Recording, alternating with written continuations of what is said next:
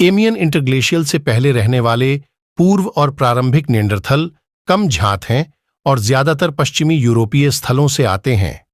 130,000 साल पहले से क्लासिक निएंडरथल के साथ जीवाश्म रिकॉर्ड की गुणवत्ता में नाटकीय रूप से वृद्धि हुई है, जो पश्चिमी मध्य पूर्वी और भूमध्य सागरीय यूरोप के साथ साथ दक्षिण पश्चिम मध्य और उत्तरी एशिया से लेकर दक्षिणी अल्ताई पर्वत तक दर्ज किए गए हैं। साइबेरिया। दूसरी ओर ऐसा प्रतीत होता है कि पूर्व और आरंभिक निएंडरथल ने लगातार केवल फ्रांस, स्पेन और इटली पर कब्जा किया था। हालांकि ऐसा प्रतीत होता है कि कुछ लोग इस कोर क्षेत्र से बाहर निकलकर पूर्व की ओर अस्थायी बस्तियां बना चुके हैं।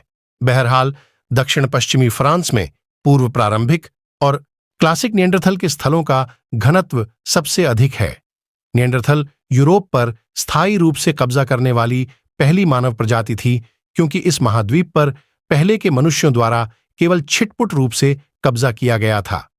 सबसे दक्षिणी खोज शुकबा गुफा लेवंत में दर्ज की गई थी। उत्तरी अफ्रीकी जेबेल, इरहौद और होआ फैतेह से निएंडरथल की रिपोर्टों को एच. सेपियंस के रूप में पुनः पहचाना गया है। उनकी सबसे पूर्वी उपस्थिति डेनिसोवा गुफा, साइबेरिया 87 DG पूर्व में दर्ज की गई है। दक्षिण पूर्व चीनी माबा मैन एक खोपड़ी निएंडरथल के साथ कई भौतिक विशेषताओं को साझा करती है। हालांकि ये निएंडरथल द्वारा प्रशांत महासागर तक अपनी सीमा का विस्तार करने के बजाय अभिसरण विकास का परिणाम हो सकती है। आमतौर पर सबसे उत्तरी सीमा 55 डिग्री उत्तर मानी जाती है। स्पष्ट स्थल 50 डिग्री उत्तर के बीच झात है।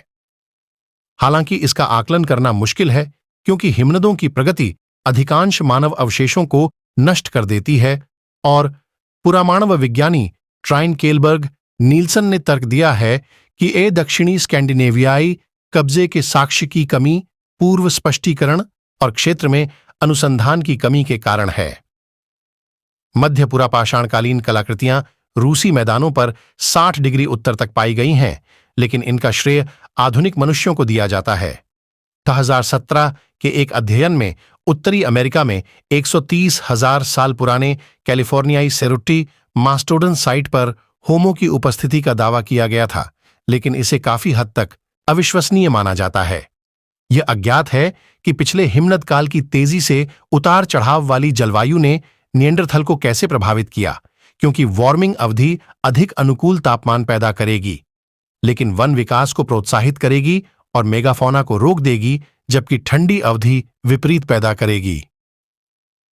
हालांकि निएंडरथल ने जंगली परिदृश्य को प्राथमिकता दी होगी। हल्के औसत वार्षिक तापमान वाला स्थिर वातावरण निएंडरथल निवास के लिए सबसे उपयुक्त हो सकता है। जनसंख्या ठंड में चरम पर हो सकती है, लेकिन चरम अंतराल पर नहीं, जैसे कि समुद्री आइसोटोप चरण 8 और 6। यह संभव है कि हिमानी मैक्सिमा के दौरान कुछ शरण क्षेत्रों में रहने वाले परमाफ्रॉस्ट क्षेत्रों से बचने के लिए जैसे जैसे बर्फ पीछे हटती और बढ़ती गई, क्रमशः उनकी सीमा का विस्तार और संकुचन हुआ। 21 में इजरायली मानव विज्ञानी इजराइल हर्शकोविट्स और उनके सहयोगियों ने सुझाव दिया कि 140 से 120,000 साल पुराने इजरायली नेशेर रामला अवशेष, जिसमें निएंडरथल और अधिक प्राचीन एच. इरेक्टस लक्षणों का मिश्रण है, एक ऐसी स्रोत आबादी का प्रतिनिधित्व करते हैं जिसने यूरोप को फिर से उपनिवेशित किया।